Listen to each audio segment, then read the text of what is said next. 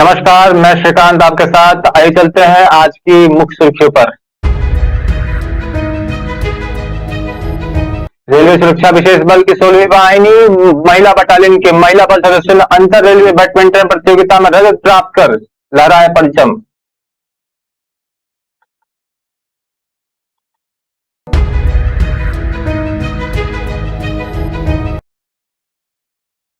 Sonali Phogat murder case में CBI ने दायर की 500 पन्नों की चार्जशीट।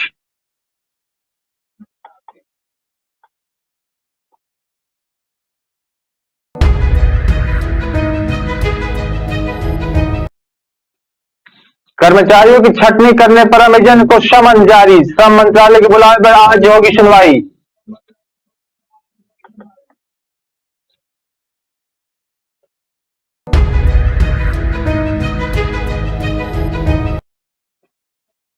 पुलिस भर्ती पेपर लीक केस में जांच शुरू करने से पहले सीबीआई को कोर्ट से लेनी होगी मंजूरी।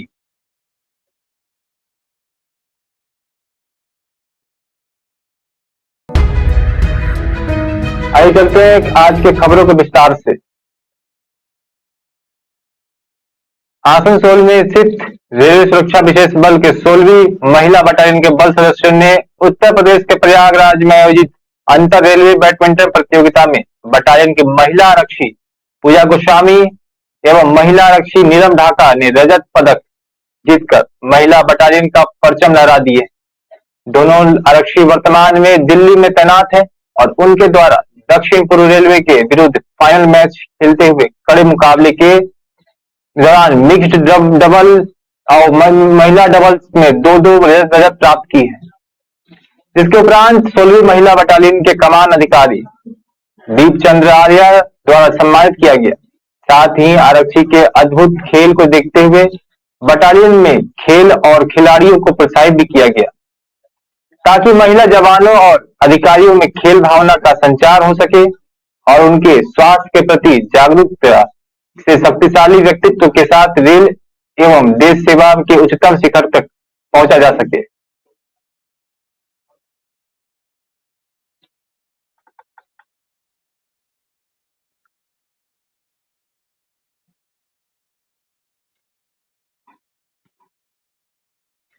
झारखंड की राजधानी रांची के सबसे बड़े सरकारी अस्पताल रिम्स में एक अनोखी पहल की जा रही है।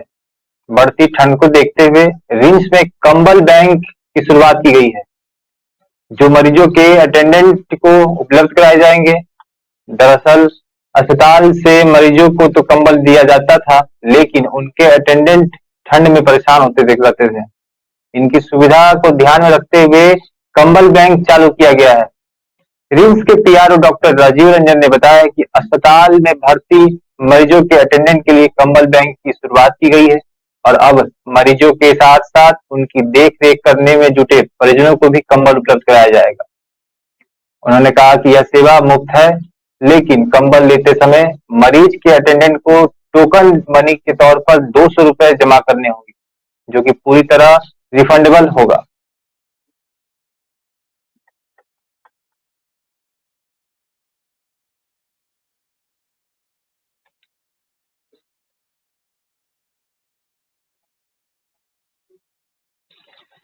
बीजेपी नेत्री सोनाली फोगाट मर्डर केस में चार्जशीट दायर की गई है। सीबीआई ने गोवा कोर्ट में सोनाली फोगाट हत्याकांड के 500 पन्ने की चार्जशीट दायर की है। वहीं सोनाली के पीए सुधीर सांगवान और सुखविंदर पर सोनाली की हत्या का आरोप भी लगाया गया है। अभी फिलहाल दोनों आरोपी जेल में है। वहीं सीबीआई ने गिरफ्तार दोनों आरोपियों के खिलाफ चार्जशीट दायर कर दी है। आपको बता दें कि 23 अगस्त को गोवा के कलिज बार में बीजेपी नेत्री सोनाली फोगाट की संदिग्ध परिस्थितियों में मौत हो गई। सोनाली की मौत के बाद गोवा पुलिस ने केस दर्ज कर मामले की तफ्तीश शुरू कर दी थी। वहीं हरियाणा के टिकटॉक स्टार और बीजेपी नेत्री की मौत के बाद गोवा पुलिस ने सुधीर सांगवान और सुखविंदर को गिरफ्तार कर लिया था जहां दोनों पर सोनाली को जबरन ड्रग्स देकर मारने का आरोप भी लगाया गया है। वहीं शुरुआती जांच के बाद केस अब गोवा पुलिस से लेकर सीबीआई को सौंप दिया गया था जिसके बाद से सीबीआई मामले में अपनी तफ्तीश लगातार कर रही है।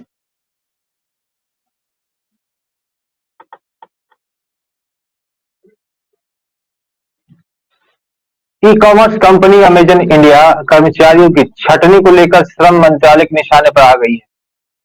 श्रम मंत्रालय ने कर्मचारी संगठन की शिकायत पर कंपनी को समन भेजा है और अपना पक्ष रखने के लिए बुलाया भी है। इस अमेरिकी ई कॉमर्स कंपनी ने पिछले दिनों 10,000 कर्मचारियों की छटनी की बात कही थी और इंजीनियर, साइंटिस्ट समेत कई पदों पर तैनात कर्मचारियों को निकालना शुरू कर दिया था। वहीं तकनीकी कर्मचारियों के संगठन union nascent information technology MLG senate ने श्रम मंत्रालय को भेजी शिकायत में कहा है कि अमेजन ने कर्मचारियों की छटनी के मामले में नियमों का पालन नहीं किया है और श्रम कानून तोड़कर यह कदम उठाया है।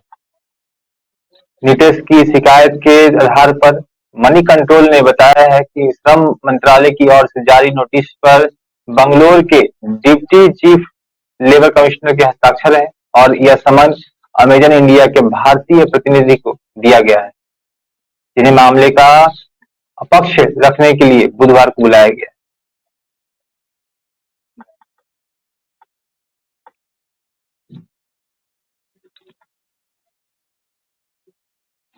हिमाचल प्रदेश के बहुचर्चित पुलिस कांस्टेबल भर्ती पेपर लीक मामले में सीबीआई जांच की सुगबुगाहट शुरू हो गई है। सूत्रों के अनुसार सुगबुगाहट उस पत्र पर शुरू हुई है जिसमें सीबीआई ने हिमाचल पुलिस और सीआईडी से पूरे मामले का रिकॉर्ड और स्टेटस रिपोर्ट मांगी है। सूत्र बता रहे हैं कि इस मामले की जांच अगर सीबीआई शुरू करती है तो पुलिस अधिकारी सीबीआई के निशाने पर रहेंगे। जांच की सुई सबसे पहले अधिकारियों पर घूमेगी। वहीं सीबीआई के पत्र को लेकर हालांकि पुलिस मुख्यालय से किसी अधिकारी की तरफ से कुछ नहीं कहा गया है। मई महीने में जब ये मामला सामने आया तो उस वक्त सीएम जयराम ठाकुर ने सीबीआई जांच की सिफारिश करने की बात कही, लेकिन अब तक सीबीआई की ओर से इस मामले में कोई मामला दर्ज नहीं किया गया है। सरकार की ओर से गठित एसआईटी मामले की जांच कर रही है और पूरे मामले पर कांगड़ा जिले के गवल्स पुलिस थाना, सोलन जिले के अर्की थाना और शिमला के भराड़ी स्थित सीआईडी थाने में मामला दर्ज है। एसआईटी अब तक हिमाचल प्रदेश देश के अलग अलग हिस्सों में 183 लोगों को गिरफ्तार कर चुकी है और कई आरोपियों के खिलाफ अदालत में चार्जशीट भी दाखिल कर की गई है। इस मामले की जांच अब भी जारी है। वहीं ये मामला अब जब सामने आया तब उस वक्त सीबीआई जांच की मांग को लेकर हिमाचल हाई कोर्ट में अधिवक्ता विनय शर्मा ने याचिका दायर कर दी है।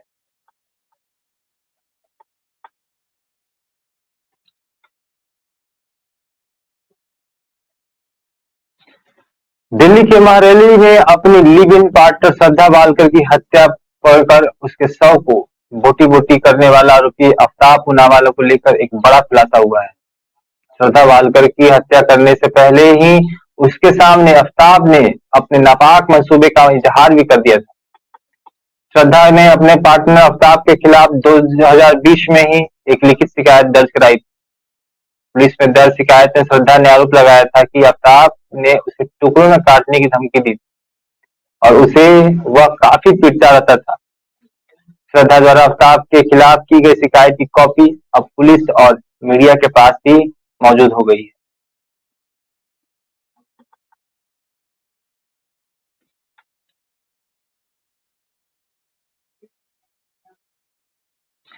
बिहार के मुख्यमंत्री नीतीश कुमार लगातार समीक्षा बैठक करते लगे हैं। उन्होंने एक साथ कई विभागों की समीक्षा बैठक की है। कोसी पुनर्वास योजना और ग्रामीण पथ के में रख रखाव नीति से संबंधित समीक्षा बैठक में मुख्यमंत्री नीतीश कुमार ने कई निर्देश भी दिए। इस दौरान सीएम ने कहा कि कोसी पुनर्वास परियोजना के तहत कई कार्य किए गए हैं। जो भी बचे हुए कार्य हैं उसे तेजी से पूर्ण किया जाएगा। इसके लिए संसाधन की कोई कमी नहीं होनी दी जाएगी।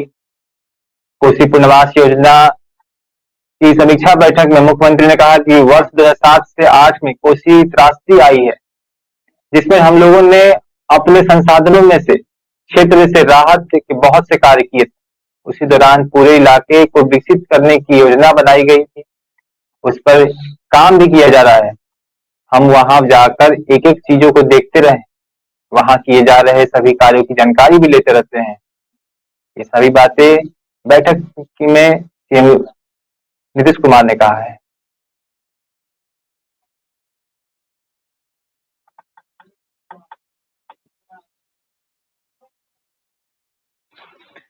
गुजरात के राजकोट जिले में सवाईअधियाल गांव में किसी भी राजनीतिक दल को प्रचार करने की अनुमति नहीं है, लेकिन अगर किसी अपना वोट नहीं दिया तो उस पर 51 रुपए का जुर्माना लगाया जाता है।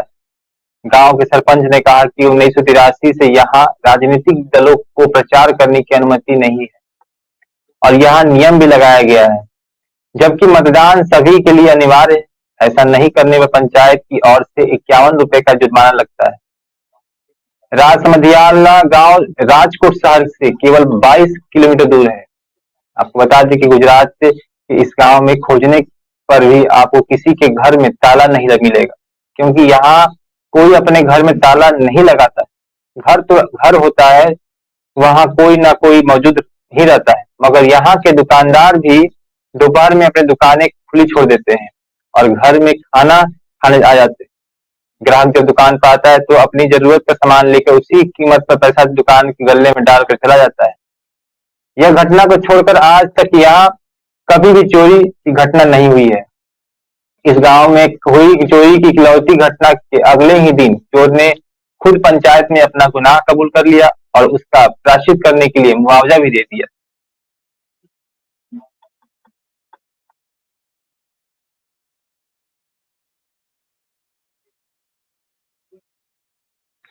असम मेघालय सीमा पर पुलिस द्वारा लकड़ी ले जा रहे ट्रक को तड़के रोकने के बाद भड़की हिंसा में एक वन कर्मी और खासी समुदाय के 3 लोगों की मौत हो गई।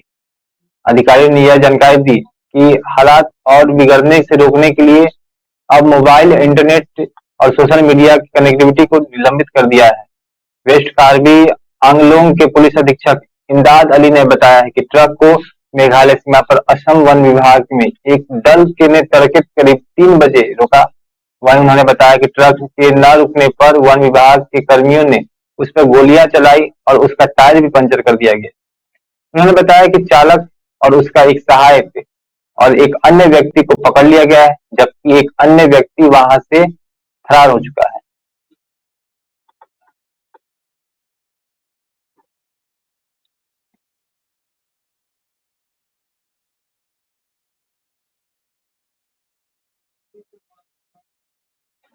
राजधानी दिल्ली में यूपी ग्लोबल इन्वेस्टर समिट 2023 का लोगो जारी किया गया। दिल्ली के सुषमा स्वराज प्रवासी भारतीय भवन में यूपी ग्लोबल इन्वेस्टर समिट 2023 के कंटेंट रिजर्व कार्यक्रम में यह लोगो जारी किया गया है।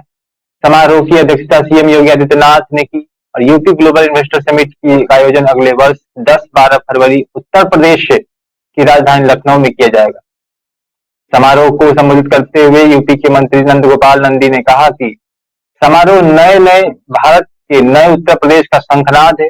वहीं नंद गोपाल नंदी ने कहा कि 2017 में जिस दिन उत्तर प्रदेश की बागडोर योगी आदित्यनाथ ने संभाली थी, उस दिन से हर दिन सुशासन की रोशनी उत्तर प्रदेश में पड़ रही है।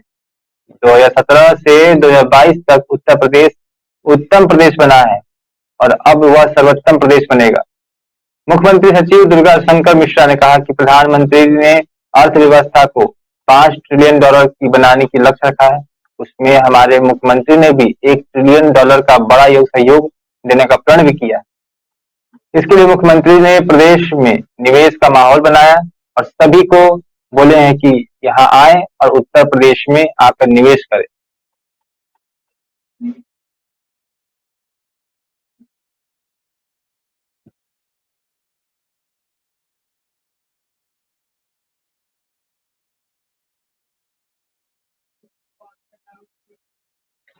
राजस्थान कांग्रेस में जारी कलह के बीच अब गहलोत सरकार का एक और टकराव सामने आया है। इस बार गहलोत के मंत्रियों का टकराव पायलट खेमे में नहीं बल्कि नौकरशाहों से है। राजस्थान में अशोक गहलोत सरकार के मंत्रियों और ब्यूरोक्रेट्स के बीच टकराव इस कदर बढ़ गया है कि दोनों ने न केवल आमने सामने आ गए बल्कि खत लिखकर एक्शन की मांग भी करने लगी। एक और जहां आईएएस एसोसिएशन मंत्रियों पर कार्रवाई की मांग कर रहा है, वहीं कुछ मंत्री भी अशोक गहलोत से अफसरों की एससीआर भरने का अधिकार अफसरों को देने की मांग कर रहे हैं। दरअसल अशोक गहलोत के एक मंत्री रमेश मीणा द्वारा जिला कलेक्टर को अपनी बैठक से बाहर निकाले जाने की घटना के बाद आईएएस एसोसिएशन ने मुख्यमंत्री अशोक गहलोत को पत्र लिखकर इस मामले में कार्रवाई की मांग की। पत्र में आरोप लगाया गया है कि मंत्री अपने राजनीतिक लाभ के लिए अफसरों को टारगेट कर रहे हैं और उनकी सार्वजनिक बेइज्जती भी कर रहे हैं, जिसके खिलाफ कार्रवाई की जाए।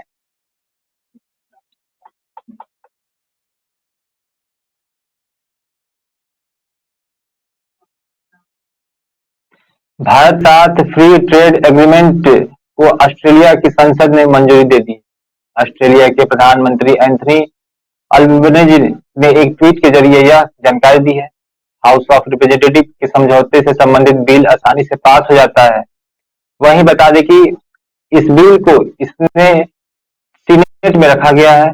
भारत ऑस्ट्रेलिया के बीच यह समझौता अप्रैल 2000 में हुआ था और भारत के प्रधानमंत्री नरेंद्र मोदी और ऑस्ट्रेलिया प्रधानमंत्री अल्बनीज़ ने G20 की इंडोनेशिया में हुई बैठक में भी इस समझौते के बारे में अनौपचारिक बातचीत की थी। इससे पहले ऑस्ट्रेलिया से संधियों से जुड़ी संसदीय समिति में सरकार ने भारत के साथ व्यापार समझौते को मंजूरी देने की सिफारिश की थी। वहीं ऑस्ट्रेलिया प्रधानमंत्री एंथनी अल्बनीज़ ने आज ट्वीट में लिखा है कि भारत के साथ हमारा मुक्त व्यापार समझौता संसद से पारित हो गया है। ऑस्ट्रेलिया के व्यापार मंत्री डॉन फेरेल ने कहा कि भारत ने द्विपक्षीय आर्थिक समझौते की साझेदारी के प्रति अपनी प्रतिबद्धता को दोहराया है और इससे यह समझौता सिरे चढ़ा है।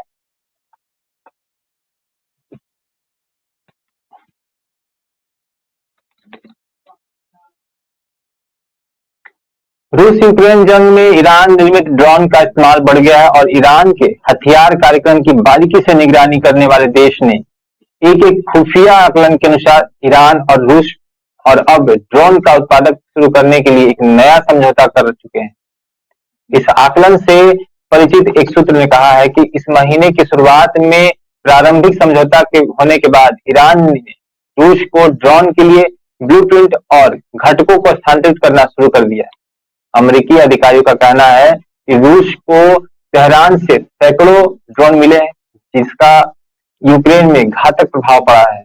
इस महीने की शुरुआत में ईरानी सरकार ने पहली बार स्वीकार किया है कि उसने यूक्रेन पर आक्रमण शुरू होने से पहले के महीने में सीमित संख्या में ड्रोन रूस को भेजे थे।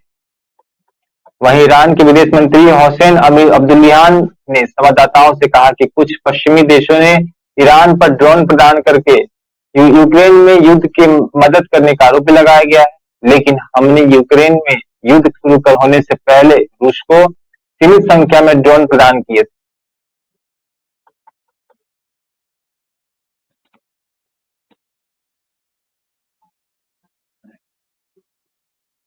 दुनिया की सबसे बड़ी अर्थव्यवस्था माल ढुलाई हड़ताल पर दहलीज पर खड़ा है। सरकार और यूनियन के बीच समझौता नहीं होने की स्थिति में हालात बिगड़ सकते हैं। जी हाँ, यहाँ बात अमेरिका की हो रही है, जहाँ रेल रोड कंडक्टर के संगठन ने बाइडेन सरकार द्वारा किए गए श्रम समझौते को मानने से इनकार कर दिया है। इससे अमेरिका में छुट्टियों से ठीक पहले राष्ट्रव्यापी माल ढुलाई हड़ताल होने की आशंका बढ़ गई। दिसंबर के दूसरे सप्ताह के शुरुआत तक यदि सरकार और यूनियन के बीच कोई करार नहीं होता है, तो अमेरिका वासियों को अप्रत्याशित हालात का सामना करना पड़ सकता है। श्रम संगठन के नेताओं ने सरकार के साथ फिर से बातचीत बहाल करने की बात कही है। वहीं रेल कंपनी और यूनियन के पास अभी भी 2.5 सप्ताह का वक्त है।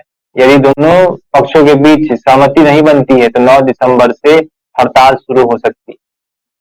हड़ताल होने की स्थिति में देश को रोजाना $2 अरब यानी 16,331 करोड़ रुपए प्रतिदिन का नुकसान होगा।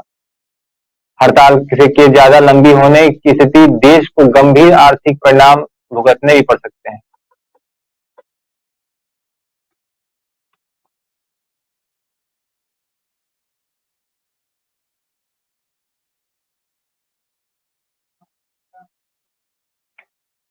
ईरान के पश्चिमी भाग में कुर्द शहर में सुरक्षा बलों ने प्रदर्शनकारियों के खिलाफ भारी बल प्रयोग किया, जिसमें कम से कम 5 लोगों की मौत हो गई।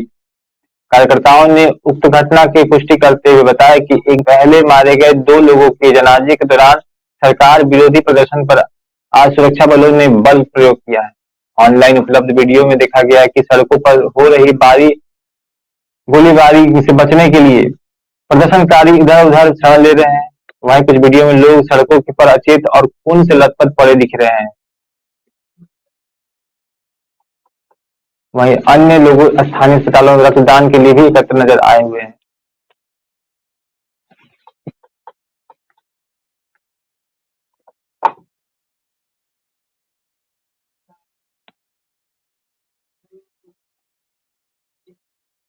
कांग्रेस महासचिव प्रियंका गांधी वाड्रा बुधवार से यानी आज से मध्य प्रदेश के 4 दिनों की भारत जोड़ो यात्रा में शामिल होने वाली। पार्टी महासचिव जयराम रमेश ने सुबह ट्वीट करके ही कहा कि उन्होंने कहा कि भारत जोड़ो यात्रा के लिए आज भी विश्राम का दिन है और आज से ही बुरहानपुर के पास मध्य प्रदेश में प्रवेश करेगी। कांग्रेस से महासचिव प्रियंका गांधी वाड्रा 4 दिनों के लिए यात्रा में शामिल होने वाली है। आपको बता दें कि बीते 7 सितंबर से आरंभ हुई भारत जोड़ो यात्रा में अब तक प्रियंका गांधी शामिल नहीं हुई थी। वह पिछले दिनों हिमाचल प्रदेश विधानसभा चुनाव के पार्टी प्रचार के अभियान में व्यस्त थी और पार्टी की पूर्व अध्यक्ष सोनिया गांधी कर्नाटक के मांड्या में इस यात्रा में हिस्सा बनी हुई थी और राहुल गांधी के साथ पदयात्रा भी की।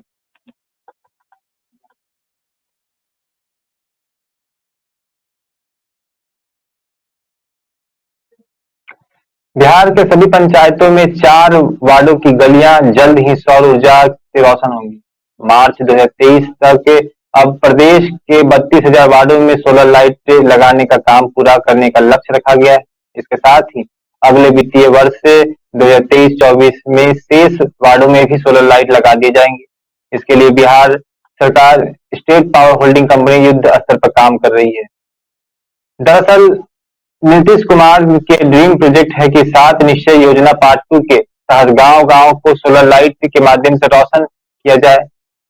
ऊर्जा विभाग एवं पंचायती राज विभाग की बैठक के बाद यह जानकारी दी गई कि मुख्यमंत्री ग्रामीण सोलर लाइट योजना के तहत चालू वित्तीय वर्ष 2022-23 में प्रत्येक पंचायत के 4 वार्डों में सोलर लाइट लगाने का काम पूरा कर लिया जाएगा। इससे मार्च 2023 तक 32,000 वार्डों में सोलर लाइट लगाने का काम पूरा हो जाएगा। वहीं अगले वित्तीय वर्ष 2023 से 24 में बाकी बचे वार्डों में सोलर लाइट लगाने का काम पूरा किया जाएगा।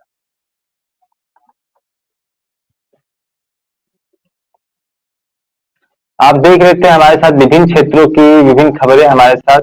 आगे की खबरों को देखने के लिए इसी प्रकार से हमारे साथ बने रहें। नमस्कार।